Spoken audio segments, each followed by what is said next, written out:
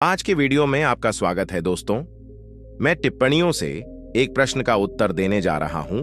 इसलिए प्रश्न यह है कि कृपया हमें बताएं कि मानसिक रूप से मजबूत कैसे बने। हमें इसकी बहुत आवश्यकता है।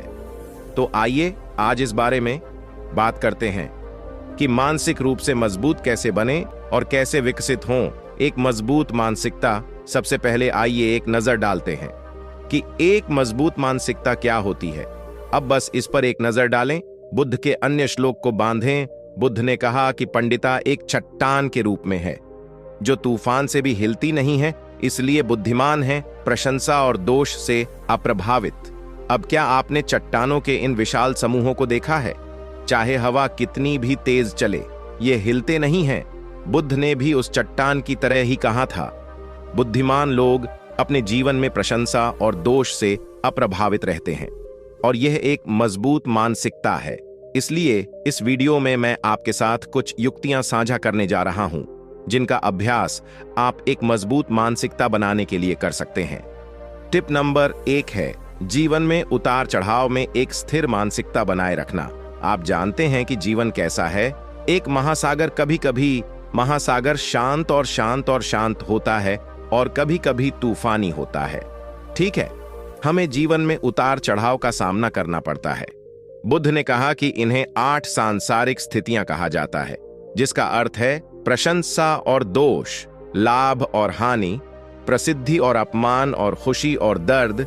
ये हैं 8 सांसारिक परिस्थितियां जिनका हम अपने जीवन में सामना करते हैं। इन बातों को याद रखें।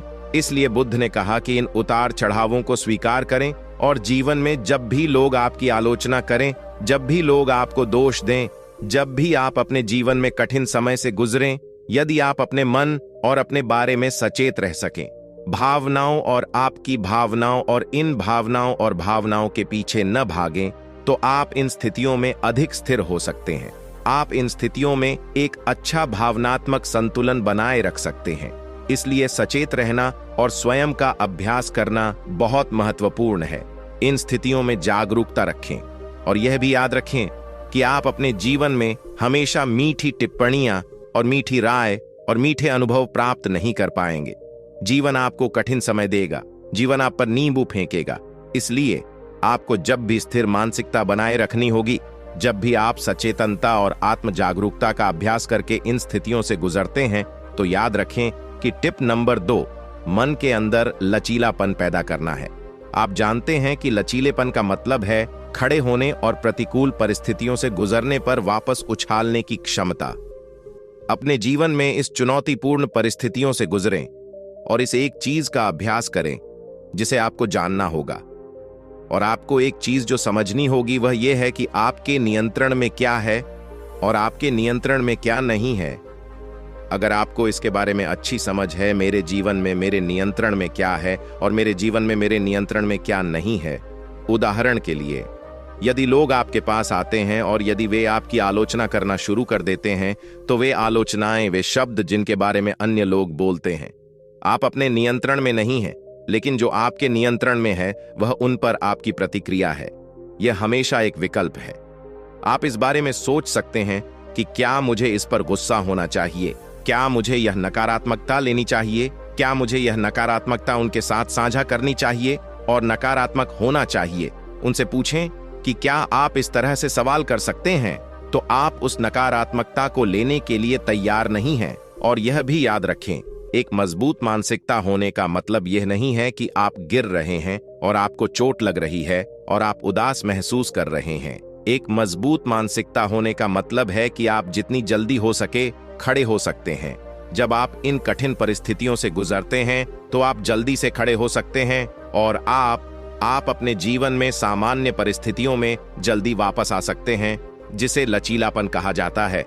इसलिए इसका अभ्यास करने के लिए आपको इस बात की अच्छी समझ होनी चाहिए कि आपके जीवन में क्या आपके नियंत्रण में है और क्या आपके नियंत्रण में नहीं है।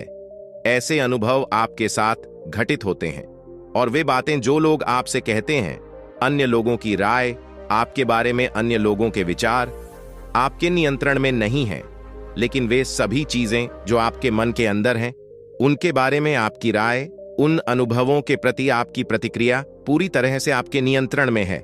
इसलिए यदि कुछ आपके नियंत्रण में नहीं है तो आप इसके बारे में चिंता नहीं करना चाहते, क्योंकि आप इसके बारे में कोई बदलाव नहीं कर सकते हैं।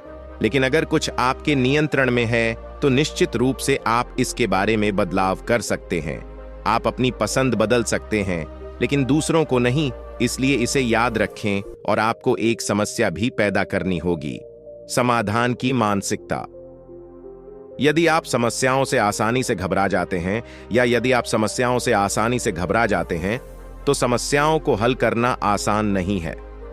लेकिन यदि आप समस्याओं से गुजरते हुए भी शांत और शांतिपूर्ण मानसिकता बनाए रख सकते हैं या आपके जीवन में कठिन परिस्थितियां हैं तो जड़ों में जाना और समस्याओं को हल करना बहुत आसान है। कभी कभी हम समस्याओं को अपने जैसा मान लेते हैं, जैसे हम सोचते हैं कि हम क्रोध हैं, मैं यह समस्या हूं, मेरे साथ ऐसा क्यों हो रहा है। सब कुछ याद रखें, आपके साथ जो घटित होता है वह अस्थाई होगा, यह स्थायी चीज नहीं है, यह एक दिन बदल जाएगा। इसलिए आपको क्या करना है, उस समस्या को एक तरफ रख दें और उस समस्या की जड़ों में गोता लगाने की कोशिश करें। अपने आप से